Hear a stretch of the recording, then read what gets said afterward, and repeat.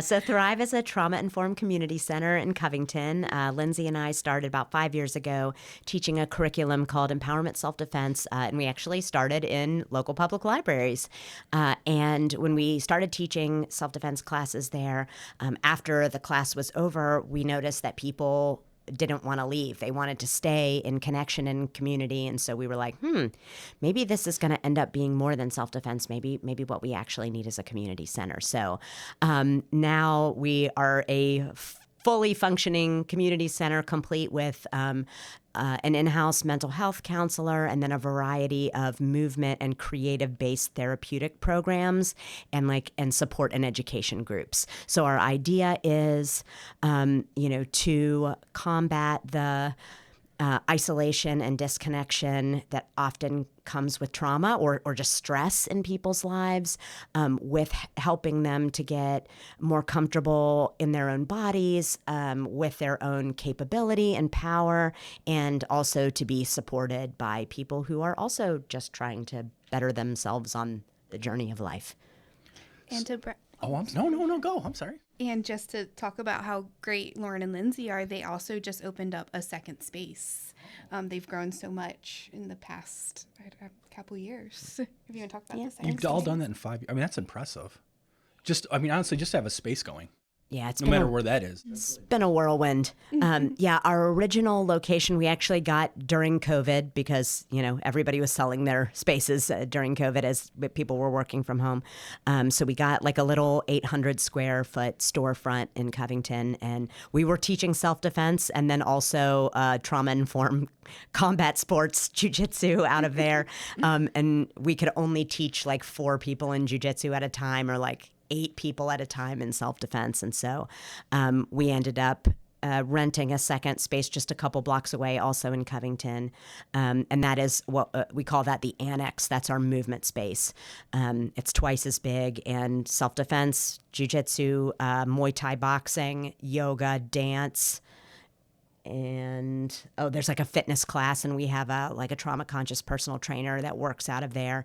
And then in the original space, that's all the more like community type groups. So we have a therapeutic writing circle on Thursday nights, an adult like sex education and support group. We have we're about to start a domestic violence survivor support group. We have a support group for queer folks. We have a wellness group on Saturday mornings. And then the therapist works out of that space too. So all kinds of cool stuff. You have that really programmed. We've said it 5,317 times. Actually, no, I feel like I fumble every time. So thank you so much for that. It's just too much to try to explain. No, that's impressive. It's all good Thank you. stuff, though. No, Thank I know. you. I'm really impressed about how much you're doing at the building, though.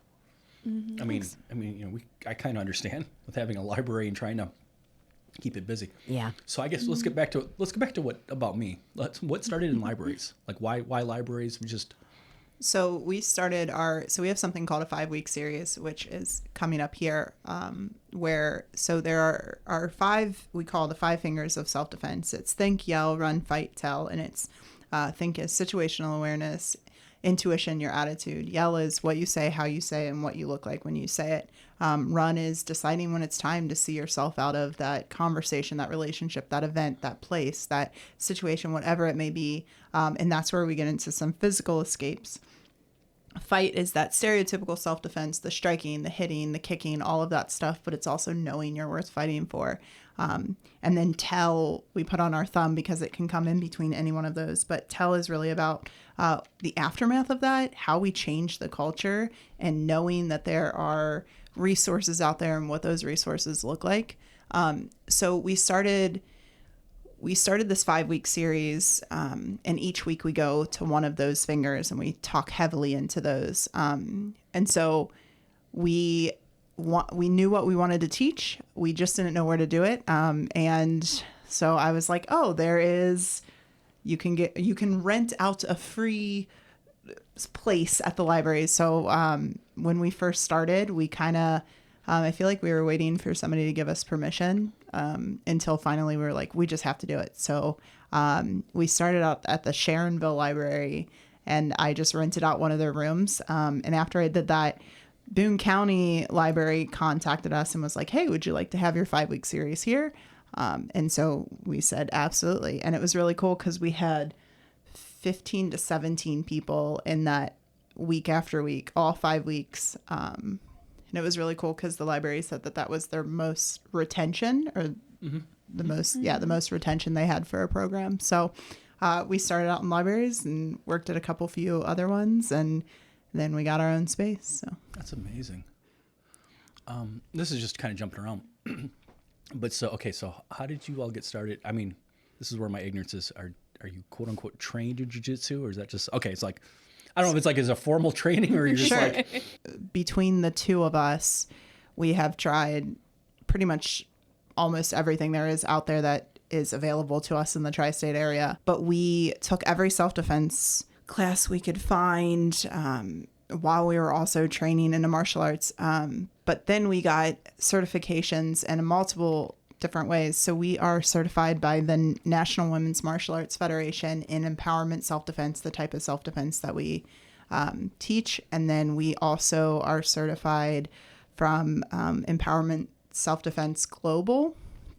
We also have a certification in self-defense. So we kind of gotten all of these different certifications, and together it kind of just makes Thrive. Like, we've taken what we like and what works for people and what doesn't. And We do have black belts in martial arts too, although you can be an empowerment self-defense instructor without being a black belt. And when we started, we were not black belts. So, you know, it is black belts before we started. I don't think so. Just a lot of training. Yeah. One of the other things that I think is important to note too, like Lindsay said, the 5 fingers of self-defense, only like 1.5 of them are physical.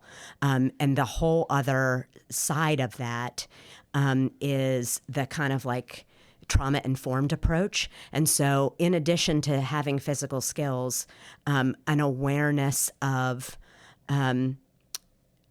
cultural differences between people, life experiences that are different, communities that are different, people's physical abilities that are different, people's ages that are different. That one of the reasons why we like empowerment self-defense is because it is very cognizant of all of those elements, and addresses the spectrum of violence, the prevention, the interruption, and care in the aftermath from like a whole person approach. And so in addition to doing all these physical skills things, we also read a lot of books and took a lot of trainings on like trauma-informed care and de-escalation and, nonverbal communication. And there's almost like a psychology and there is like a psychology and a sociology aspect to it in addition to the physicality, the physiology, and the physics of it. I don't know that we'll ever stop getting trained and learning. Like, we are still reading all those books. We're still actively figuring out how to do what we do better than we did the day before. Are there other people that like are your mentors, like other places that have set this up in Yes. other communities, or? Yes, empowerment self-defense is 50 years old. We say that it is the best kept secret in self-defense, which is a terrible thing for the anti-violence community. Yeah. It's kind of infuriating, but it's actually a little bit of a cool story. So I'll share this with you if you let me digress for a second. So the National Women's Martial Arts Federation, which has certified us in our self-defense training, they came up with empowerment self-defense, and it started in the 60s and 70s because women were like protesting the Vietnam War and going down and protesting human rights violations in Central and South America. And some of these women like founded the first rape crisis centers in their cities and were doing, the people were starting to talk about domestic violence and, intimate partner violence. And so these women found themselves in really dangerous situations. And they're like, okay, if we're going to be protesting and like, fighting for survivors, we better get some skills. So, a lot of them were college women. women. So they would try to go to the karate club on their university campus or to the local dojo in their city, and they weren't allowed to be there. The men who ran it would be like, well, you can't do push-ups because then your hands will be too ugly for your engagement ring, or like, they weren't allowed to train, they weren't taken seriously, or they would be like, oh, you want to spar? Fine. And they'd throw them in a room full of men and just, beat the fire out of them to prove a point.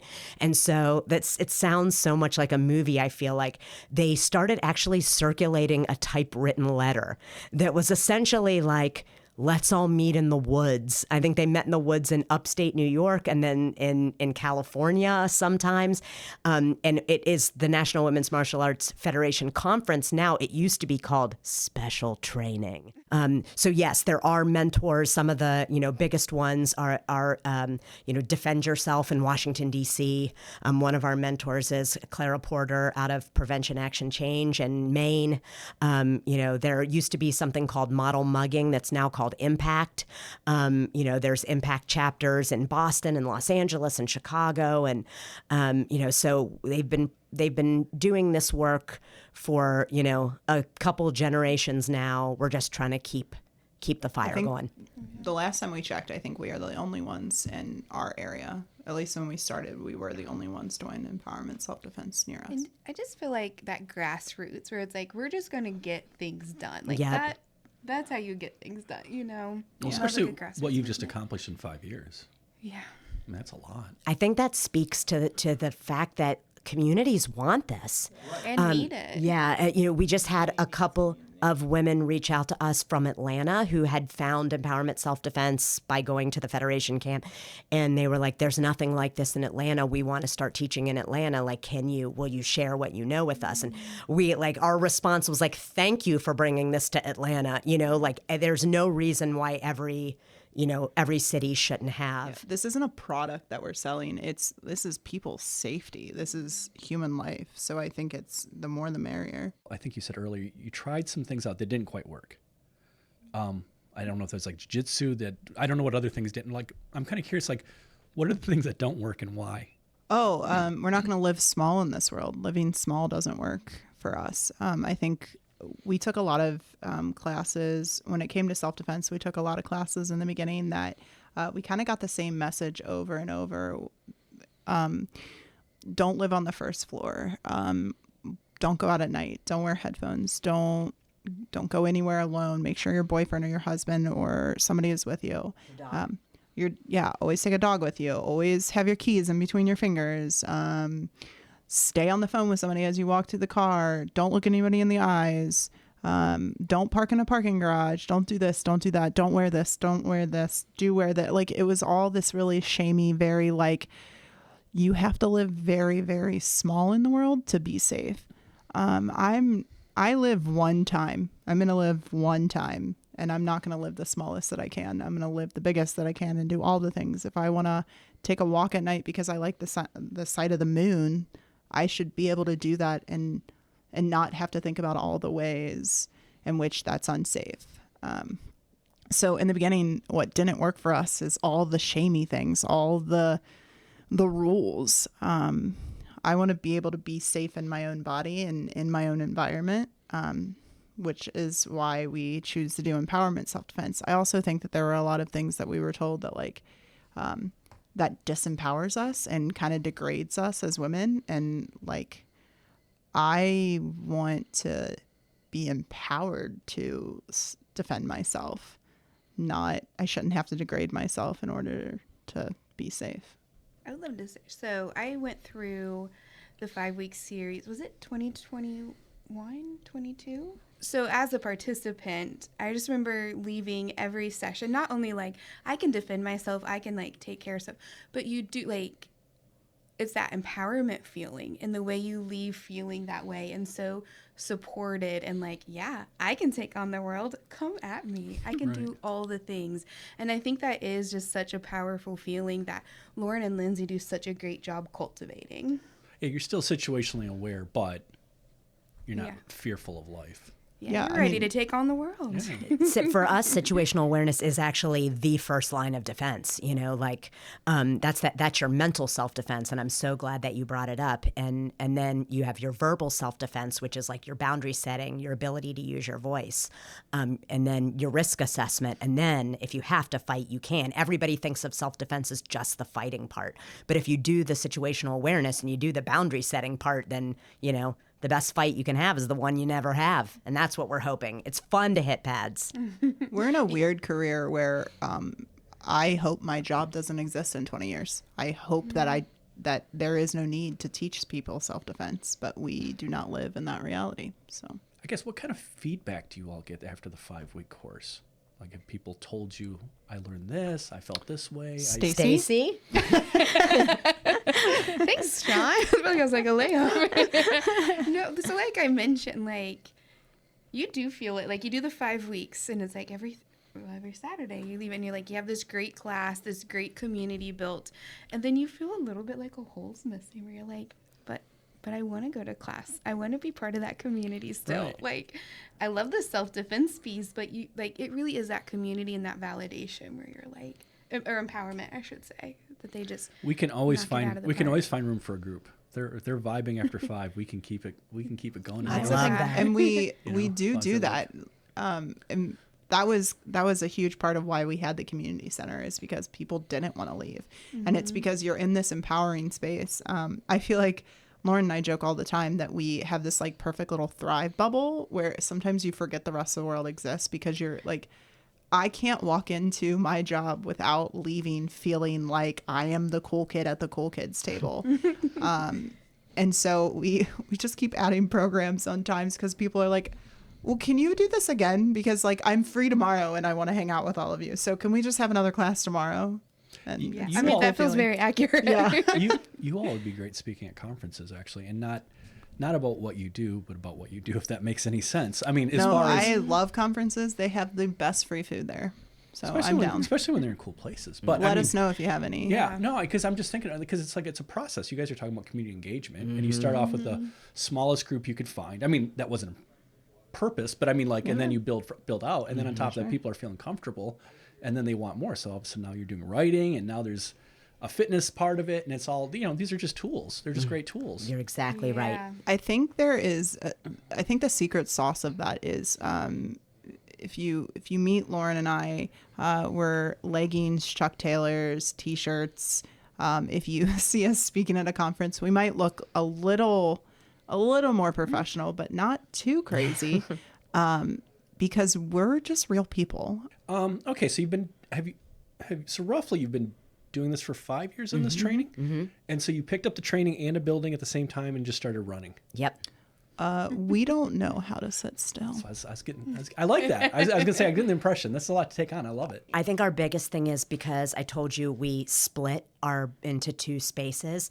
Like what we're working towards now is bringing everything back under one roof again, which is going to require a very large space, which is, That's difficult. going to cost a lot of money. And it's going to be difficult to find. But that, I don't think that we want to do anything much different, or I don't think we have, any like giant new mountains to climb. It's just like, I think we have figured out what the community wants and needs. And so just getting really grounded in those things and like pouring into those things that the community is responding to and helping to build them up and make them stable and, and grow the team of instructors, because, it isn't just Lindsay and I anymore. It's got to be bigger. And, and I think this initiative to come into the rural counties is like part of this, like, okay, we don't have to prove that we deserve to be here anymore. We know that people are finding this valuable.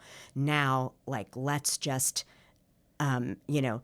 share with as many people as we can and bring in as many people as want to be part of this community or take this back to their own communities and keep it going. Like you were talking about, continuing a group at the library. That is perfect. That's just what we want. It shouldn't be this little candle that we just keep in a basket in Covington. Like if we're doing our jobs right, people should be sharing these skills and, simple everyday things they can do, and feeling safer and more confident in their own lives everywhere. They don't need us. We're just there to remind them of the tools that they have. Is there anything that we're potentially missing or overlooking or talk about? Yes. Yes. I because the Ion Center is co-sponsoring this series with us, I think it's really important to talk a little bit about this partnership, and also, like, I have to. I'm trying really hard not to look at you right now. I've been so bad about that this whole time. It's really important to talk about the partnership between Thrive and the Ion Center in Covington, because honestly, they were our first besties when we were just starting out. We took a couple members of their leadership team to coffee just to be like, tell us about what you all do. We were so nervous. Tell us about Really? tell us about everything. Wore matching pants with her shirt and her shoes. Like, she was so put together. Oh. And Lori. Chrissy was like, yeah, and we're like coming in our Chuck Taylors and our yoga pants, and we're like, hey, Yeah. I know that you've had really bad situations with self-defense before, but let us tell you about us. Well, you won Christy Birch over. She loved the series. We love them too. So they were so supportive of us from the beginning, and I think both of our organizations went into this like, how can we put all these tools and resources that we have together to support survivors in our community the best possible way, not just in this moment of crisis or not just for this one day of education, but like, how can we make sure that people are safe and then supported as they're going forward and rebuilding their lives. And so to be able to put these series on in Gallatin and Grant and Carroll County this year, and then other counties in the coming years, this is so close to my heart, because again, this shouldn't just be a little candle that we hold in Covington. Like we want to spread this knowledge and these resources to all of our neighbors. And so I kind of want to give Stacy a second to talk about the Ion Center and their hand in this program, because we would not be here if it weren't for Stacy. Yeah, so we wrote a grant. We were working on a grant. Shalane and I had gone through this series in, I guess, 2023, and just left feeling so, like, there is something magical. Like you said, it's that sauce. And we're like, more people need access to this. And so when we were rewriting that grant, we were like, we need it. We need it. Fortunately, I think Lauren was interning with us. Mm-hmm. And I was like, hey, can we put you in this grant? Like, can you come support our rural counties? We've got great partnerships out there. We think this could be really successful. There's people we think would benefit from it. Like, we're really working on that community engagement, and thank God they said yes and have been amazing since. And I'm just so excited that you guys are willing to host and that they're willing to come down, and just we get to continue partnering together. That's amazing. Mm-hmm. As far as the class, how many, is there like a cutoff number that you'd want? 57 and a half. How big's your space? So it doesn't matter. I mean, great.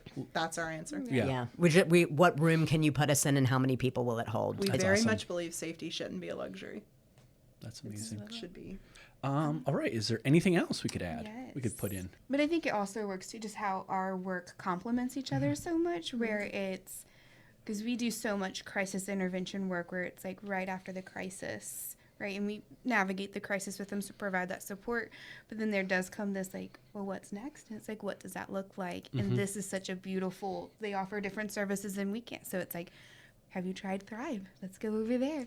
And one thing, I don't know if you guys want to talk about this too, but Lauren and Lindsay have really worked to make their programming accessible. And so they have, is it the sliding scale fee? Mm-hmm. It's like what it is. So like, again, safety is not a luxury. And so if you want to learn how to keep yourself safe, the cost shouldn't be a deterrent. Yes, never.